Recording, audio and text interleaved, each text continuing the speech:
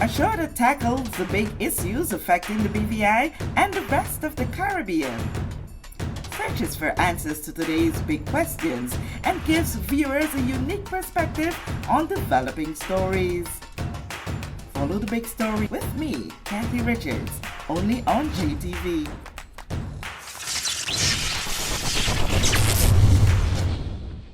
This show is brought to you by the National Bank of the Virgin Islands, Cyril B. Ramney Tertola Pier Park, NV Salon Spa Nail and Barbershop, HOV Medical, and Digicel. Sign up for Digicel Plus Home Light Bundles, faster internet, movies, and sports.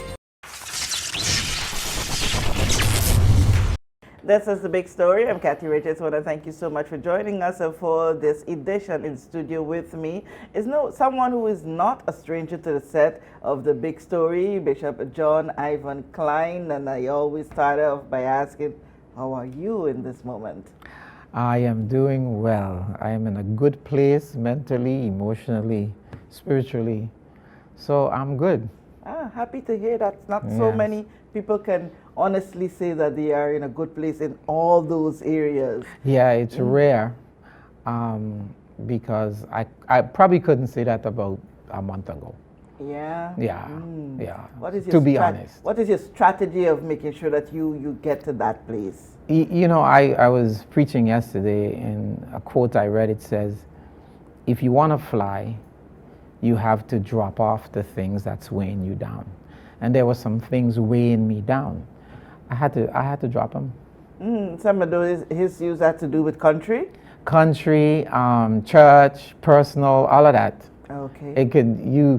Someone in my position can carry a lot of weight, but you have to know how to balance what you carry with your personal well-being.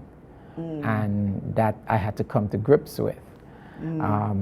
Let God carry some, let some other people carry some, but I can't carry it all. So, and that helped really and put me in a good space.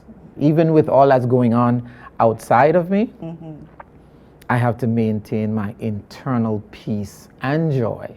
So I just don't want to be at peace, which is really, really important, but I want to have joy too.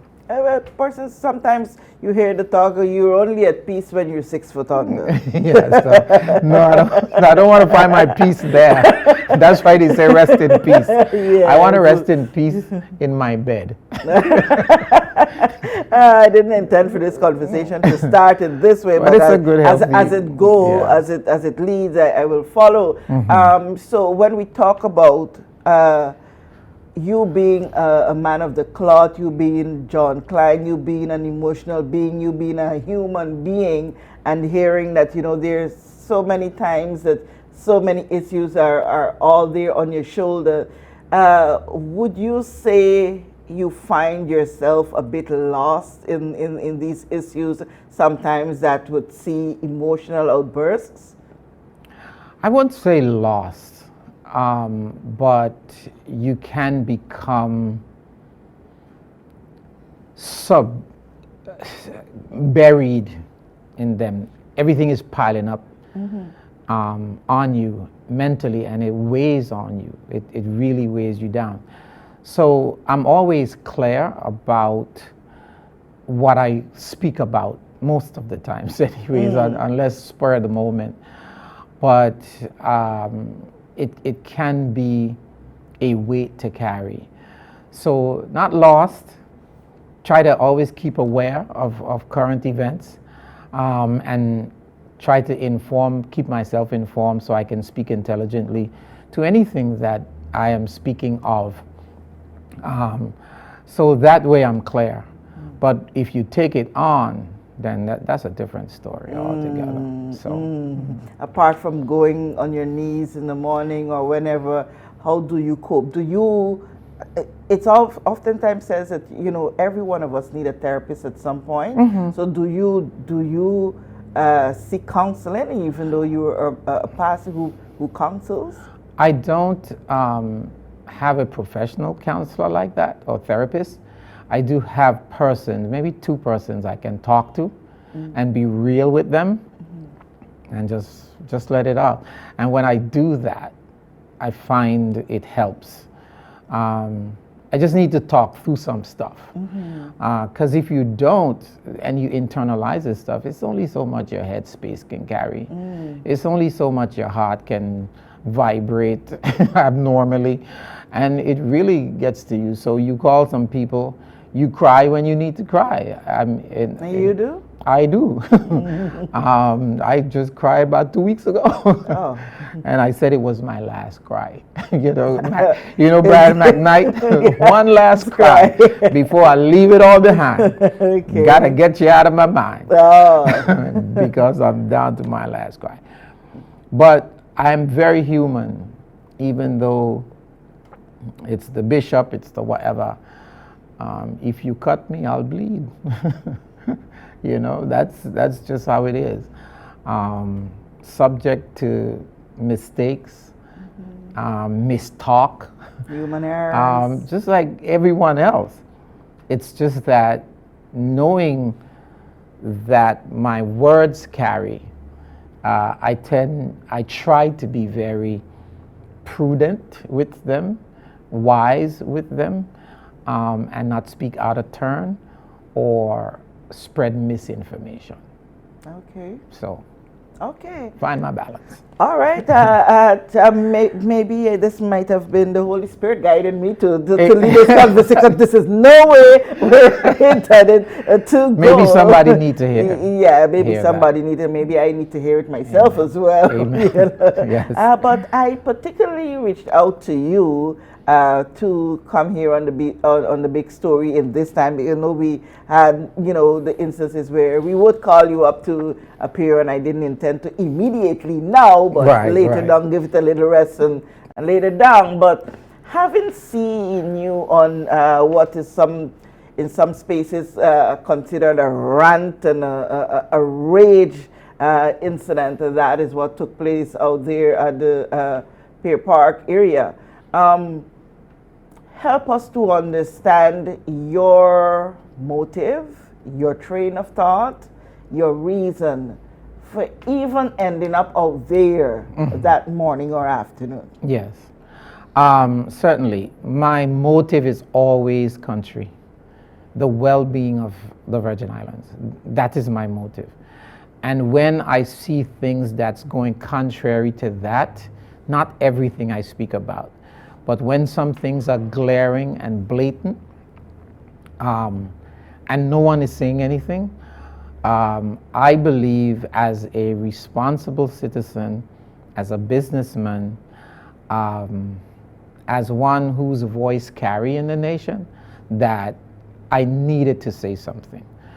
So when I learned that the music fest that the premier was advised against not having because of the pending 70th celebration where he has to spend $2 million. But yet went ahead to have a music fest in May and have allocated $675,000 to it. And then on top of that, you move it from a free space and have to create a new space, which is going to cost you about $250,000 to get ready. I'm like, this cannot be real. Not with all the other issues. I mean, real issues, infrastructural issues, people issues. People have needs in the country that we have going on. And you are going to, because you have the right as a Minister of Finance to just arbitrarily say, okay, let's do this or let's do that. Let's spend this, let's spend that. I figured I had to say something. So I went to the site to see for myself. And when I saw the activities with the 3 high-max and the backhoe and the trucks, I'm like, this is crazy. I have to go live on this. Because the people of the Virgin Islands are in their offices or in their homes or wherever going about their business, and they have no idea what's going on in their country. But yet they're screaming because their cars are being messed up with the roads and the potholes, and we are taxpayer dollar is being used in this way, and we are suffering in silence. And I believe that they need to be informed, because the government didn't get there by themselves. They were hired by our vote, and we have to hold them accountable. Okay, I think I now understand. I now understand why I am led to start this discussion the way that it started. Okay, so I am not for or against anything that you would have done or the government has done or is doing. I am in a neutral space. Yes. Must establish that here. But listening to the little conversation that we would have, my brain always goes a different angle. I got licks for it a lot of time when I was growing up, because I'm always a different one, thinking differently. When we look at, yes, Music Fest is what it is seen to be and perceived to be, we're looking at the space, and I want you to be very honest in your rapport with me on this, and let's see if we can come to a better understanding on both sides of it. While Sure. the space is being created for a particular event, I know for a fact that there are so many other things that happens out in that space. We see the drive-in schools there, and you wonder sometimes whether the bush is going to get taller than one of the drivers. We see the RC boys using them, and I think it's as of the time before this space is being flattened, it became unusable for them, and so many other things that are happening. When we look at $600 and something thousand, a portion of it being used to flatten that area, don't you see? No, that's not. So the 600 and something thousand is to totally flatten that area, to prepare that area? The 675,000 has nothing to do with the preparation for the area. Oh, nothing it's at an all. Additional. That's an additional about $250,000. Yes. Do you see this space being created or being rebuilt or whatever it is, being of much more benefit than just a music fest? Did your Absolutely. eyes take you there? No, absolutely, Kathy. For me, it's not a matter of whether or not the space can be used for other things after the music fest. For me, it's a matter of national priority. Simple. Land is land, and the best use we can make of land is fine. Is it the right time? Is it the proper use of the funds at this time? So it's nothing to do with the space and its usefulness going forward. It is a matter of national priority. When you have wastage of water because our pipes are dilapidated, and the water that the water companies producing, you hear Fraser in the House asking the question, is leaking. When you have the Braga dams, as we have heard that's the new description now. Oh my goodness. But it's so terrible. I believe that you could have taken, and when you see that the Minister of Finance have taken $1.8 million, that's it.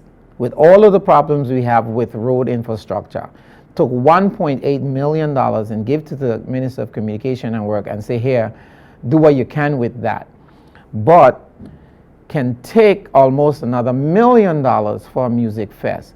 I think that's irresponsible. So I hear you, and I hear everyone else, and I will myself will say the space can be used going forward, but when you have to spend that money at this time, when there's water shortage, when there are roads, when the hospital is in need of funds because of shortage of pay for nurses and doctors, all right? You have Bermuda offering a nurse $80,000. We offer them $40,000. So they come here, they spend 2 years, and they leave. They go to America. All right. When you have doctors, we can offer them 95,000. Bermuda and Cayman is offering them 150, 180,000. So we never get the best core of medical staff. Right, and medical and clinical staff, simply because our pay is subpar to the region, to much of the people who are on the same level with us in the region. So when you see all of those things that are needed, when you see the hospital being shut down because AC broke, and in order for the people to fly, pay me my money. That's the thing. For me to come, pay me what you owe me, and then I'll get on a plane and come and fix. Oh, so you're now breaking some news. Oh no, it's not as simple as the AC broke and why it stayed so long. All right, there are outstanding bills that needs to be paid. And how long this has been outstanding? I know you were there sometime, so you know the ins and outs of it. Oh, sometimes it can go up to 90 days. Okay. And while local suppliers can take 90 days, those abroad won't. They just won't. When I was at the hospital, sometimes we didn't even have reagents for the lab because we were short on money. Sometimes we had to call the bank and say, can you give us some grace for 2 or 3 days until we get the money from central government and then in the last year's NHI. To make payroll, please don't bounce our people's checks. This is the reality. So it's a matter for me of priority. Okay, one of the issues that you stressed a lot during that one-man protest, as we would want to call it in that instance, it was a form of protest because you stood out against it. You would hear the premier and probably the minister responsible for roads say, but we keep saying to you, we are in the process of doing due diligence when it comes to getting the roads made. We have 28 or 25 miles of how many, I don't get the numbers correct, but how many miles of road, yes, we're going through, to say that, you know, $200 and X dollars could go towards that. We know that the process is not that simple. That does not represent not even 1/3 of the monies that is needed to you would hear we are indeed pushing ahead and in the process of dealing with sewage issues. We are dealing with the hospital. These are the responses you were hearing from that side. Does it say anything to you? Do you feel that you are being heard or your statements are justified? I think my statements are justified. I believe I'm being heard, and that is one of the reasons why you have to keep pressure on them. And here's why I believe my statement is justified. I am not one who get impressed with pretty speeches and talk. And for you to get up in the House of Assembly on your little soapbox and pontificate about all of the things that you are doing. Pardon me, I didn't mean to grade. I'm not impressed. Put the money where your mouth is a saying we have. Show me. When I drive up Joe's Hill, the first quarter mile, I have to crawl because I do not want to take my vehicle into Burke's garage to get the front end fixed and cost me $700. Because I'm telling you, I am going to sue the government. Whether I win or lose, I'm going to sue the government for the breaking up of my vehicle. And I'm going to send them the bill. This is what I'm speaking about. That stretch of road there, it has drainage already. All it needs is resurfacing. Scrape up what's there. If you want to give people with backhoe and high-mac money, give them that job. Let them scrape up the old asphalt that Hurricane Irma and the floods before, and then resurface it. You see what I'm saying? So that is why I feel my statement is justified, because there are low-lying fruits that you can do with $1 million while you have the long-term plan to fix on a more permanent basis the road system, right? Because it does need a lot of fixing, and it's going to take about $60 million to fix it, to tell you the truth, based on the conversation I've had. So 30 million will go some ways, and we don't expect this to do, it's not going to be done in one budget cycle. We all know that, or 1 year. But if you have a plan for the next, say, 6 to 7 years, no matter who is in government, to fix our road systems, at least we have something to look forward to. If you're driving from the airport into Road Town, it's a disgrace. And it's been that way, administration after administration, right? So what I am saying is, yes, I hear the talk. Now show me. Show me that you are really serious about improving the quality of life for the people of these Virgin Islands. And then I'll leave you alone.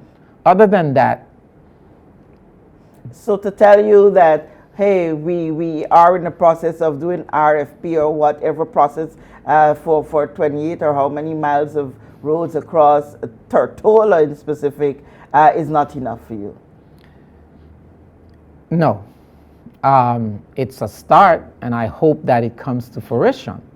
And you do need, requests for proposals so that we know what we're spending. And it takes. So, and it takes a while. As you heard the debate, someone won the bid, or at least the bid is being analyzed. Only one bidder submitted a bid for 37 million. And they are considering that for the 30 miles of roads that they propose to fix is being analyzed. But then they still have to find the money. The money cannot come out of the budget. We don't have the money. They have to go borrow the money. So you can do, in the meantime, with that $1 million that you're spending, 250,000 plus last year. So every year you are spending about $2 million on some type of music fest or some type of party, all right? Not music fest, carnival, which is understandable. Festival is, that's a norm for us. We don't mind that. I think if I would digress a little bit, what one of the members of the opposition was trying to get to in the House of Assembly last Thursday is to have the Premier disclose who are the companies getting the contracts for festival. These questions are not asked arbitrarily. They're asked because there must be suspicion around how these contracts are awarded, and most of them are no bid contracts. It's just the Premier saying, okay, you take 200,000, you take 300,000, and sign off on these things. But don't you think that if we are talking about transparency, if we are talking about government of integrity, you would be able to come to the House of Assembly and say to your colleagues, we spent 150,000 or whatever it is, and company A got this and company A got the contract to do that, and whatever. Instead of disclosing the information, the Premier said, I don't feel it's in the best interest of the country based on Section 18, Item 6 in the House of Assembly Standing Order. It's irresponsible. And then when the Speaker of the House asked for an on-the-spot opinion, I would imagine, from the Attorney General, because they took a recess, came back, and she said, I don't find your answer credible. And I don't find that you are applying this section appropriately. So please disclose the information. He refuses. Is that allowable based on your understanding? It's allowed, because how it reads, it says, in his opinion. Yes. Right? Yes. So he took an opinion. Yeah. And so then what the Honorable Walwyn asked for is an opinion, a legal opinion, yes, on what is meant by public interest. It cannot be left up to the minister of the subject to just make it up and hide under that. Because that's what you're going to see. That's what you're going to see. So from based on how I interpreted and from what I read there, because I did go back and try to get a better understanding, what it seems to me is that the problem lies right there with the standing order, where probably it needs a bit more strengthening, like we see would have come out of the Commission of Inquiry report, especially when it came to dealing with the social monies that were given to representatives. Yeah. It is very limited in its term, and can leave the speaker to say what she wants to say, can leave the legal advisor to say what he or she wants to say, and can lead the premier to stand his ground whether or not he wants to. Yeah, and here and the problem I see with that, and I do agree with you, it needs to be strengthened and clarified, is that I don't think that anyone sitting in the House of Assembly have actually seen that clause and used it in the way the premier is using it. It suggests something deeper, that if you don't want to say to your colleagues, this is how the money was spent, it almost suggests that you have something to hide. And that is the problem. That is what got us in the issues, because now you can get the information, but what you would have to do is to call an audit. You have to impress upon the Auditor General to audit the spending on the festivals, and then he has to comply. But those reports usually come out where not from him. They're not coming. That's why the member has to ask for the information, because they're not coming out. So why? And then you hide behind a clause? It means, it suggests, I wouldn't say it means, it suggests that you have something to hide. Because if you didn't, then why not? What's your biggest fear right now as it comes to the management of this territory? That we are going to create hyperinflation, that we're going to put the country... Go for the lower, the small man who does not necessarily understand hyperinflation. Some of us may not understand that. So when you spend what you don't have, and you have to borrow, what happens is the cost of goods and services escalates for everybody, and you put the country in a place where it can't pay its bills. Yeah? And if you can't pay your bills, not only are you affecting your ability to deliver services and goods to the people, but also you put the citizens themselves at risk. Has the territory ever been in this position? Never. We've never been here where we are before. The current Minister of Finance, almost to me, is behaving like a kid in a candy store. There's no money being allocated properly for roads, for health care, for all of these other needs, social services. They're drips and drabs, and then when they need, they have to go back to him and beg him. But the meantime, he has the right to spend how he wants, whether it's on travel, whether it's on a party, whether it's on whatever he feels. And I think it's irresponsible. And in the meantime, Kathy, and this is important, because the Minister of Finance, part of his remit is revenue generation for the country. You can't spend, and over here you have nothing coming in. The well going dry.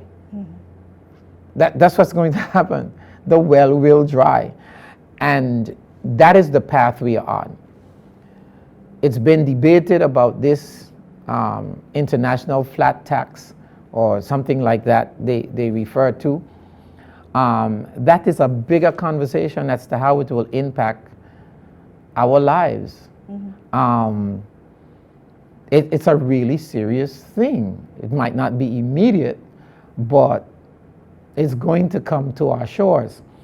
The other thing is, let me raise this, and it's from credible sources that the Premier has given civil servants a more than $10 million raise. The cost of it will be over $10 million a year. Per year. Yeah. I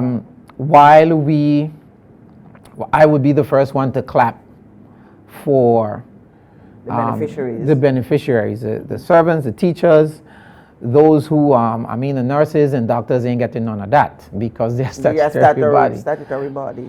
But if he had siphoned off and say take $3 million and give your people some raises, that would have been nice. But when you see that type of thing, some people think the price tag will be up to about $30 million by the time you get done. When you know that the greedy bill has never been dealt with, so when these people come to collect their $300,000 after they leave office, because they have served 2 terms, and they are entitled to this money because the greedy bill was never dealt with. So you have all of this spending that's going on. This is the thing. And you have no sign of increased economic activity. You don't have no resorts, no resorts on the horizon. You don't have any other financial product that you're offering. There's no fintech entities coming in. You're not expanding the economy, so people can't, say, buy land and build homes the way they used to anymore. Young people can't afford to get a home. That is what we are speaking of. That if you are truly the Minister of Finance, you will have a little think tank around you and say, where are the next economic best fit for the Virgin Islands? And who can we invite to our shores? When you travel, when you get on a plane, go talk to some people. Do like Rav Gonzalez of St. Vincent, who is bringing his country out of an agricultural era because you're getting so little for bananas, into more tourist area. You build airports, you invite sandals in, and so on and so forth. Do like a St. Kitts, who have passed us with flying colors, and look for economic opportunity. I'm not saying do what they do, but there's something we can do to attract economic opportunities into our island, to create jobs for our people, to have money circulating in the economy, and then it reflects back in taxes to the government. He's doing none of that. And you're the Minister of Finance. In some circles, you would see things that, they don't think that the issue is the Premier himself, but the people he has surrounding him. Do you subscribe to that? I think that's a cop-out. If I don't have people around me who can do the job, I replace them. As the leader of the country, I need people who are going to help me to reflect good of the job I'm doing. And if they're not, you know how many advisors the Premier has? He must have got at least 3 different political advisors. What are they doing?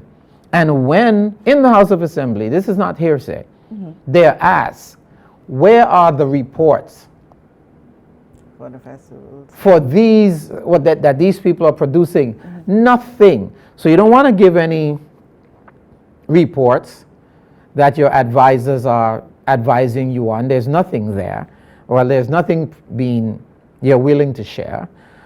When you have money being spent on festivals, and it's just one little small part, and you refuse to say who the contractors are, when you go out behind the admin complex and you have it takes a blind man to go and spend that kind of money there when your admin complex has been sitting there since Irma, and you are all around town renting every space that you can find. I clap for the landlords. Ain't their fault. They build the buildings, they need it rented.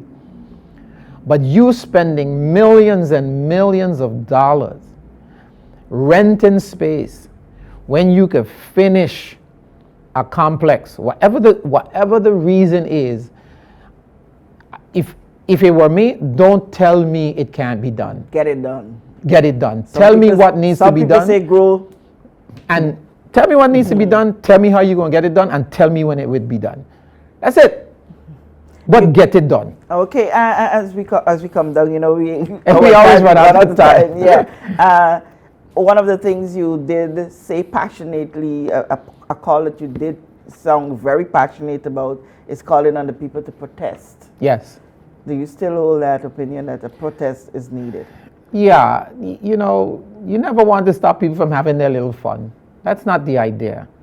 But again, there's a greater good. When David went to his brothers to take the lunch and he saw Goliath standing, just tantalizing the people, and he said to them, why are you so coward? Why are you taking this cowardized position? Is there not a cause? And that's why I say to the people of the BVI, is there not a cause? What do you want the kind of country you want your children and your grandchildren to inherit? When they graduate high school, when they graduate college, you want them to come back to these shores. Find employment. Where is the economic activity that will employ them? That is the cause we are fighting for a better country for our children and our grandchildren. Because for some of us, we already made, and we already made it. So I'm not even fighting for me. I have enough to sustain me for the next 20, 30 years of my life. God grant me longevity. I think I have enough. I think I can do well enough and eat some bread and cheese, hot milk. and some hot milk and some rice and milk, what we used to do. I could find that and I'll live. I don't have to have steak. What about my children? What about your children? What about your grandchildren? What kind of Virgin Islands will they inherit?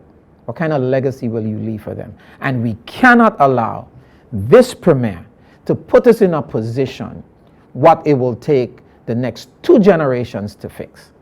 We can't. Okay, so I have 2 to close out with. One, are you bitter with the premier? I am not bitter at all.